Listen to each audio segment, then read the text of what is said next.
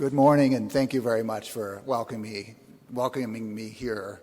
My name is Nate Beyer, and I am from the Lamoille Community House, and I want to thank you all for your support of our organization over the years. Your contributions have meant a lot and have helped us to achieve some of our goals, not the least of which is our newest facility, the 21-bed shelter for adults in Hyde Park, now open year-round. We are also set to open apartments, 3 apartments in Morrisville this month, which will be for families. So those apartments will house 3 families experiencing homelessness and help them get on their feet and maintain their kids in school and all of that good stuff. In the fall, we will be taking over the operations of the shelter in Waterbury, which is also a family shelter that was created by the state when they shrank the hotel program last fall.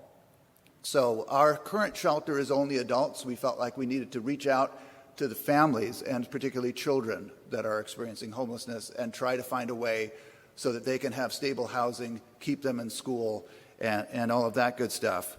It's obviously beneficial for kids to stay in school the entire year, so we're looking to expand that shelter to be year-round as well. We're grateful for these achievements and for the help of this congregation in particular. Though we would never want to say we have God on our side, though clearly we do, it is nice to have a church on our side, so thank you. For those who would like to get involved or stay involved, one much appreciated way is to sign up as a meal provider to provide dinner for our 21 guests. Going from a 12-bed seasonal congregate shelter, which we were before last year, to a 21-bed year-round shelter has put some pressure on our food systems, and particularly our meal providers.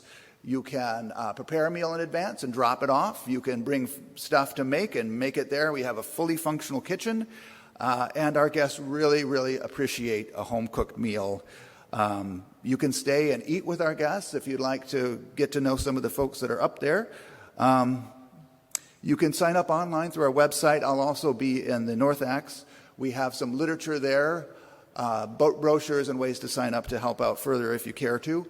We would be grateful for any support that you could give.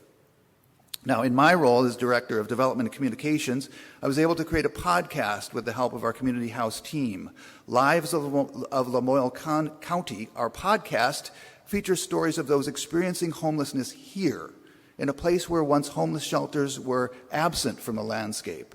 We want people to understand that those experiencing homelessness are people not so different from you or I.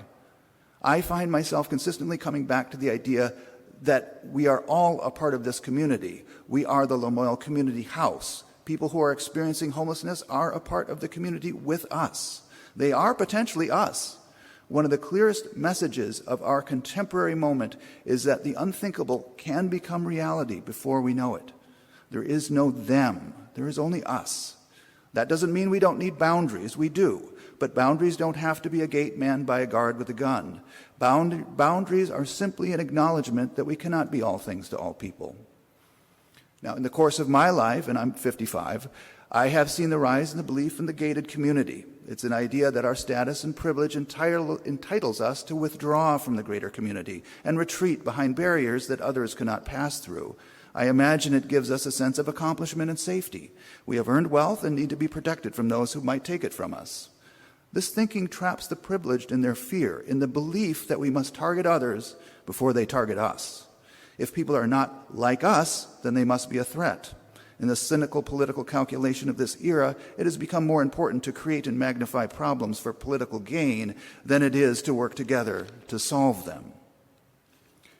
This is the darkness within which we live, the darkness within which I hope we are called to be the spark.